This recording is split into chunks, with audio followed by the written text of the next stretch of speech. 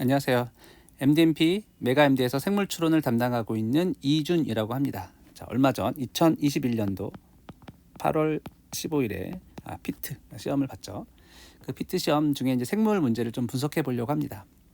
첫 번째로 영역별 문항 개수를 분석을 해보면 2020년도 전까지 25문제로 바뀐 후 이 문항의 개수가 거의 많이 바뀌지 않았었어요. 세포생물학, 분자세포생물학 합쳐서 한 9개 정도 보통 나오고요.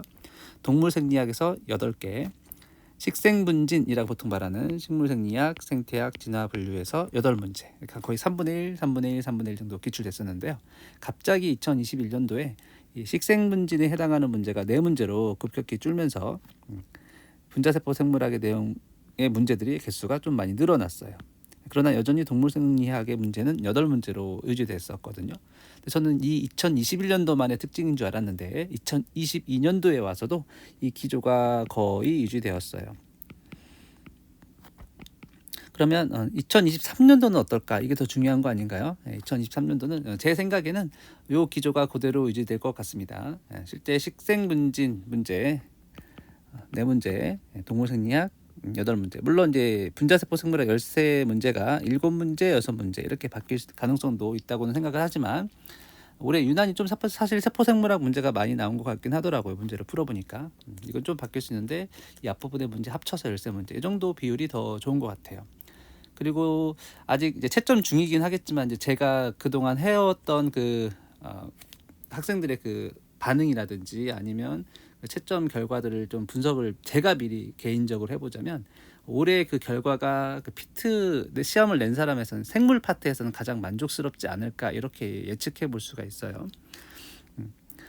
2020년도는 난이도가 굉장히 어렵고 2021년도는 난이도가 굉장히 쉬워가지고 그 좀 잘 보는 학생들, 우리 상위 10% 학생들이 약대를 가게 되는데 그 학생들의 순위들을 이렇게 매기는 데 있어서 2020년도는 너무 어렵기 때문에 아주 잘 본 학생들 외에는 그 다음 그룹에 해당하는 학생들이 좀 그룹이 모여 있을 가능성이 되게 높았을 것 같고 2021년도에 너무 쉽게 내가지고 또 거의 만점자가 되게 많았기 때문에 또 생물에서 고득점자랑 조금 그 다음에 있는 학생들을 나누기 되게 어려웠을 것 같아요. 근데 올해는 적당히 어렵고 적당히 쉬웠기 때문에 아주 고득점자랑 그 다음에 있는 학생들을 순서대로 나열하기 되게 좋을 것 같습니다. 그래서 6위는 굉장히 난이도가 어렵게 나와가지고 10% 컷이 20문제 중에 13문제 학생이라고 하던데 생물은 그렇지 않고 올해 정도의 문제가 제가 봤을 때는 그동안 피트 생물 문제에서는 가장 난이도라든지 영역이라든지 적정하지 않았나 이렇게 생각이 듭니다. 그래서 제 생각에는 다음에도 문항의 개수, 영역별 문항 개수 그대로 유지될 것 같고 난이도도 앞으로 2023년도는 이거랑 비슷하게 나올 것 같습니다. 그래서 이번에는 얼마 정도가 10% 컷이냐. 물론 이제 문제마다 점수가 배점이 다르니까 꼭 20개라고 말하기는 좀 그렇지만 제 생각에는 이제 20개에서 21개 정도가 되지 않을까 이렇게 예측하고 있습니다. 20개보다는 조금 더 21개 가까울 것 같다는 느낌이 들긴 하지만 그건 이제 나와봐야 알지만 이제 제 예측은 그렇다. 그래서 아마 내년에도 이렇게 나오지 않을까 저는 예측하고 있습니다. 자, 각 문항별로 분석을 또 해놨어요. 문항별로. 그래서 여기 제가 각 로마자로 써 있는 건 각 영역을 말하는 거고요. 영역이 각각 해당하는 내용들을 써놨습니다. 제가 생각하는 난이도를 각각 이렇게 써놨거든요. 그래서 여러분들이 필요하시다면 이 영상을 정지해 놓고 쭉 보시면 참고가 되지 않을까 싶습니다.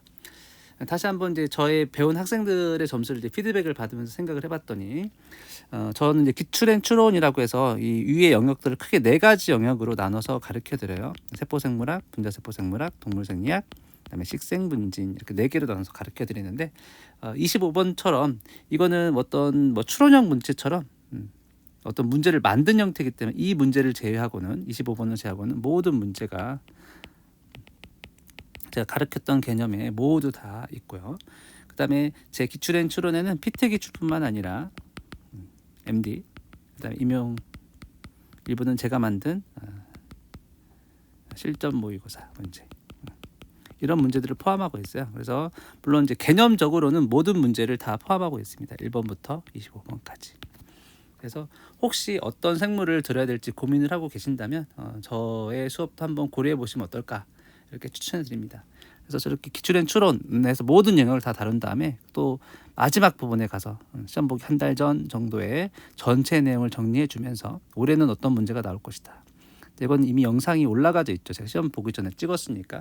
혹시 그 영상을 볼 수 있다면 보세요. 이번에 굉장히 많은 영역을 제가 맞춘 것을 여러분들이 알 수 있을 거예요. 그래서 물론 그러니까 제가 찍은 거가 100% 나오지 않기 때문에 고득점을 맞으려면 저랑 같이 1년 동안 기출행 추론을 다 공부하시고 마지막에 또 정리해서 어떤 문제가 나올지 좀 집중해서 공부한다면 고득점이 나오지 않을까 이렇게 생각할 수 있습니다. 실제로 저 수업 듣는 학생들 상당 부분이 지금 점수를 잘 맞았다고, 다른 과목보다 생물을 다 잘 봤다고 하니까 혹시 생물을 고민하고 있으면 제 수업을 듣는 거를 추천해 드릴게요.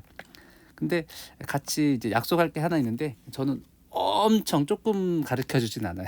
저는 시험에 나올 수 있는 모든 내용을 다 꼼꼼히 하기 때문에 공부량은 좀 많다는 거 이거 알고 계시면 좋을 것 같아요. 제가 여러분들의 그 시험 앞날이든지 분석에 도움이 되었으면 좋겠네요.